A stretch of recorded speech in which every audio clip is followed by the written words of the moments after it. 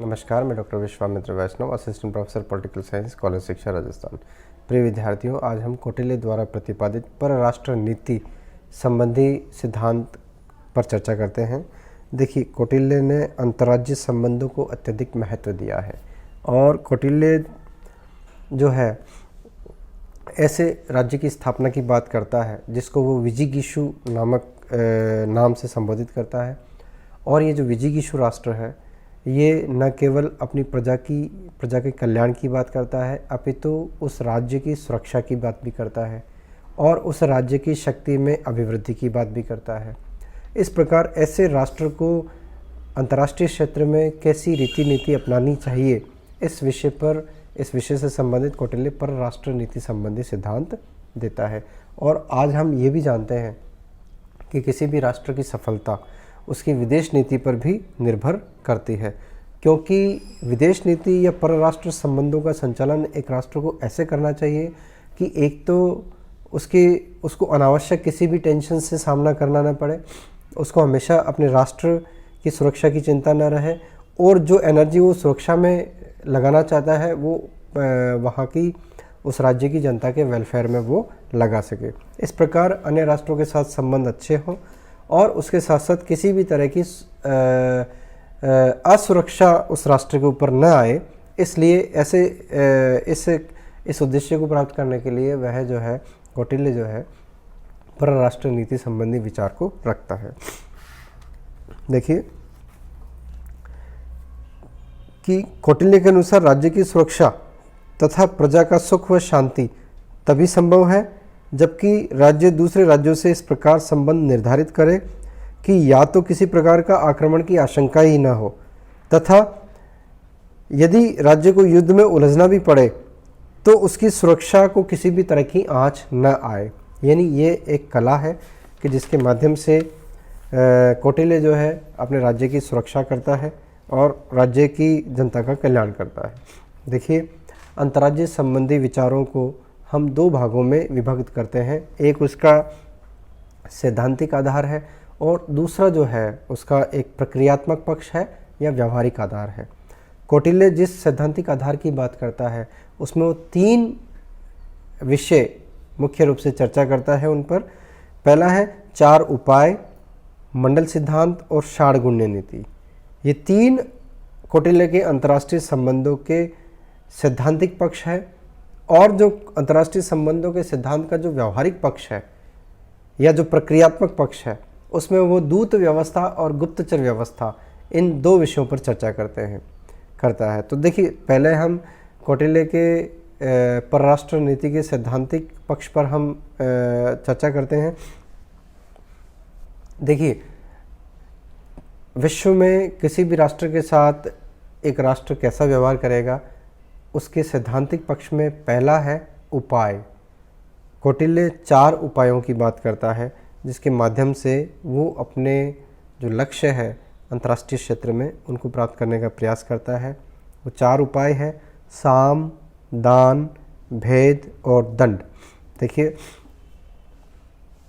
कौटिल्य के अनुसार राज्य के जो समक्ष अंतर्राज्यीय संबंध है उन संबंधों के लिए जो अपनाई जाने वाली जो नीति है जिसमें उसके कुछ स्वार्थ होते हैं उनको पूरा करता है। तो उसके लिए जो उपाय है उनमें सबसे पहले है साम। यानी कौटिल्य ये कहता है कि अगर किसी को सम्मान देने से और किसी के साथ सद्वचनों का प्रयोग करने से यदि हमारे कुछ लक्ष्य पूरे होते हैं अंतर्राष्ट्रीय संबंधों के क्षेत्र में, तो हमें उसका उपयोग करना चाहिए। दूसरी बात वो ये कहते हैं कि यदि इस साम उपाय अगर सफल ना हो तो यहाँ हम कुछ गिफ्ट करके, दान करके भी जो है, यदि कोई पड़ोसी मित्र या शत्रु यदि स्वार्थी है या लालची है तो वहाँ पर हम उसको कुछ गिफ्ट देकर, कुछ दान देकर भी हम अपने लक्ष्यों को पूरा कर सकते हैं। उसके बाद वो ये कहता है कि भेद उपाय में जो तीसरा उपाय है वो भेद की बात करता है कि शत्रु यदि साम और दान से अगर हमारे वश में नहीं आ रहा है, हमारे स्वार्थों की पूर्ति नहीं हो रही है, तो यहाँ पर जो है शत्रु के मन में कुछ हम कुटिल चाल या कुछ इस तरह से हम बात करें कि उसके मन में एक शंका, एक डाउट पैदा हो जाए, और इस डाउट से, इस भेद से जो है वो हो सकता है कि हमारे लिए कुछ कार्य हमारे नीतियों के अनुसार, हमारे लक्ष्यों के अनुसार वो हमारे पक्ष में कुछ कार्य कर सके या हमारी इच्छा अनुसार वो चल सके। उसके बाद आता है दंड। देखिए, कौटिल्य दंड का अभिप्राय वो सीधा सा ये है कि बल प्रयोग, यानी शत्रु राष्ट्र पर आक्रमण कर देना। लेकिन कौटिल्य यहाँ पर एक महत्वपूर्ण बात ये कहता है कि इसका प्रयोग हमें सबसे अंत में करना चाहिए, यानी जब साम दाम और भेद से जब हम हमारे लक्ष्यों की पूर्ति नहीं कर पा रहे हैं तो हमारा खुद का सामर्थ्य देखकर हम किसी को भी जो है दंड के माध्यम से अपने विदेश नीति के लक्ष्य को मनवा सकते हैं। इस प्रकार देखिए, शत्रु को मार देना, उसको पीड़ा पहुंचाना, उसका अपहरण करना, उसके धन को छीनना, उसका अपहरण करना, ये सब दंड में आते हैं। देखिए, कौटिल्य यहाँ पर एक महत्वपूर्ण बात ये कहते हैं कि उपयुक्त उपायों में से एक ही उपाय से अगर कोई सिद्धि होती है तो उसे, यानी देखिए, अगर चारों उपायों में से अगर एक उपाय से अगर सिद्धि प्राप्त होती है, वो लक्ष्य प्राप्त होता है, तो उसको सिद्धि कहते हैं। दो उपाय का अगर उपयोग करते हैं तो उसको द्विसिद्धि कहते हैं।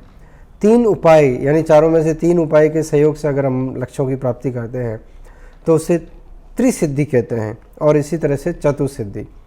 तो कौटिल्य जो है इन उपायों के माध्यम से, साम दाम भेद और दंड के माध्यम से अपने अंतर्राज्यीय संबंधों को या अपने अंतर्राज्यीय संबंधों से संबंधित जो लक्ष्य है उसको पूरा करने की कोशिश करते हैं।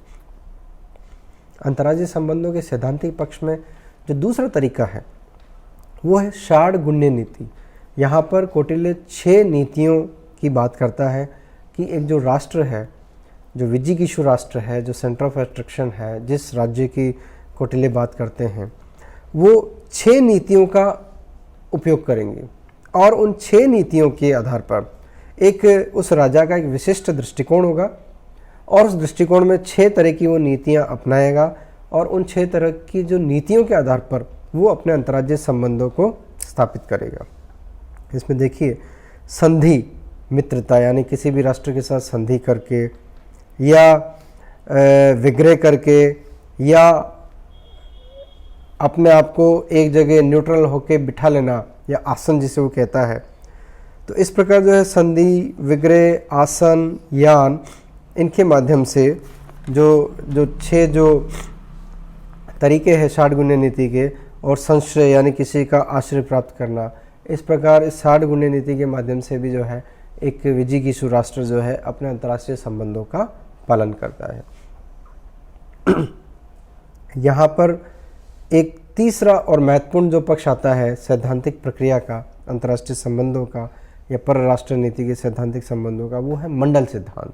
देखिए, कौटिल्य जो है एक जो विजिगीषु राष्ट्र जो विजय की महत्वाकांक्षा रखता है अपने राज्य की सीमाओं में और उसकी समृद्धि में वृद्धि की जो कल्पना करने वाला महत्वाकांक्षी राष्ट्र होता है, जो विजिगीषु होता है, उसके अंतर्राष्ट्रीय संबंधों में ये मंडल सिद्धांत जो है ये महत्वपूर्ण है।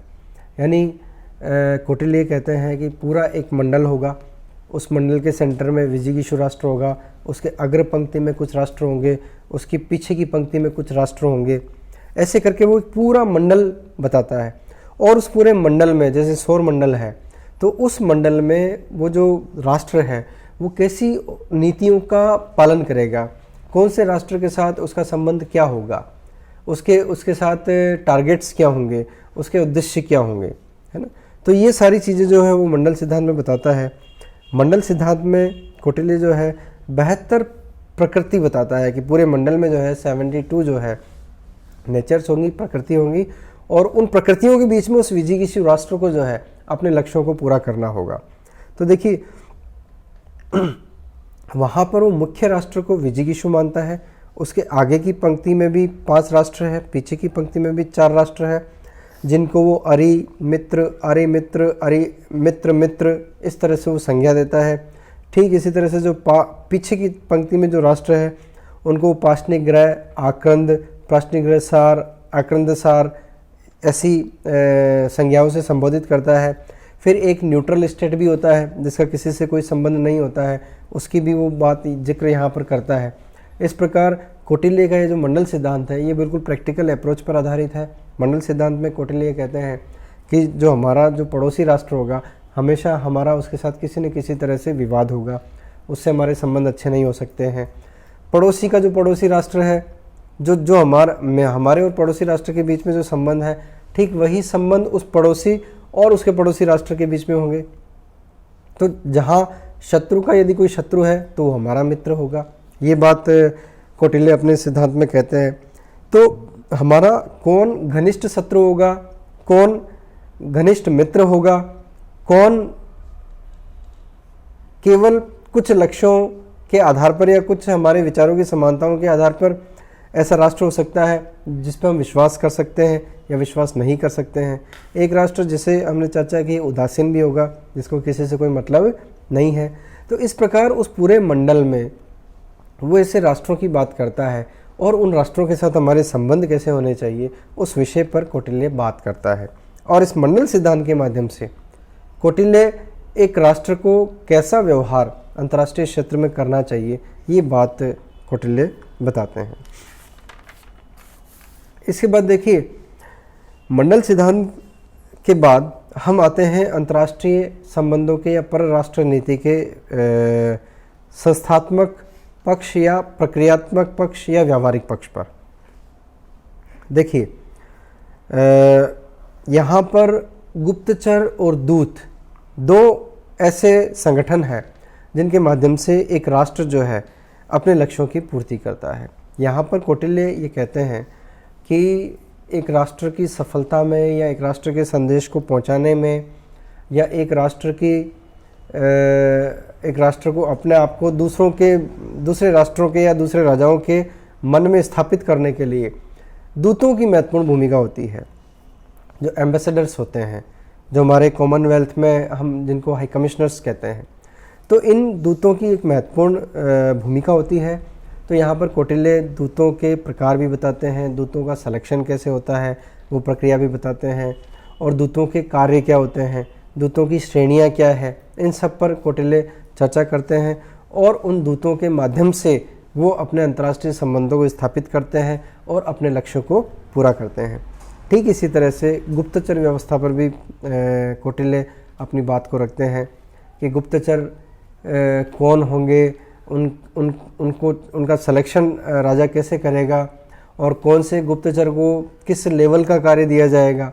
वहाँ पर भी एक क्लासिफिकेशन, एक वर्गीकरण है कि सारे गुप्तचर एक जैसे नहीं होते हैं, कुछ गुप्तचर अति महत्वपूर्ण होते हैं, कुछ सामान्य होते हैं। उनको भी कौटिल्य ने जो है विविध श्रेणियों में विभिन्न कार्यों के आधार पर कौटिल्य उनको क्लासिफाई करता है, विभाजित करता है।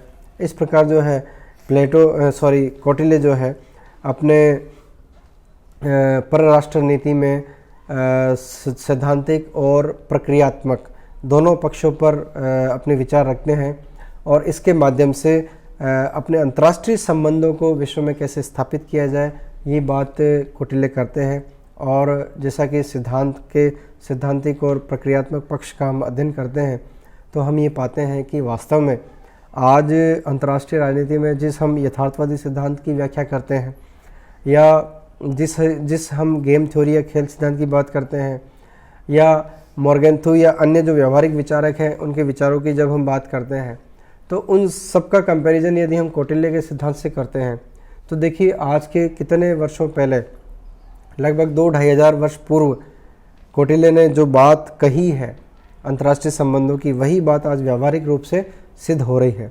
तो कौटिल्य के परराष्ट्र नीति संबंधी विचारों में जिनमें हमारा जो मुख्य लक्ष्य है, राजा का जो मुख्य लक्ष्य है वो है अपने स्वार्थों की पूर्ति करना, अपने लक्ष्यों की पूर्ति करना, और उस लक्ष्य की पूर्ति के लिए हम कैसे साधनों का उपयोग कर सकते हैं, हम कैसे हमारे विज़न का, हमारे दृष्टिकोण का हम उपयोग कर सकते हैं, इस पर कौटिल्य इन विचारों को देते हैं। इस प्रकार कौटिल्य के परराष्ट्र नीति संबंधी विचारों की हम व्याख्या कर सकते हैं, समझ सकते हैं।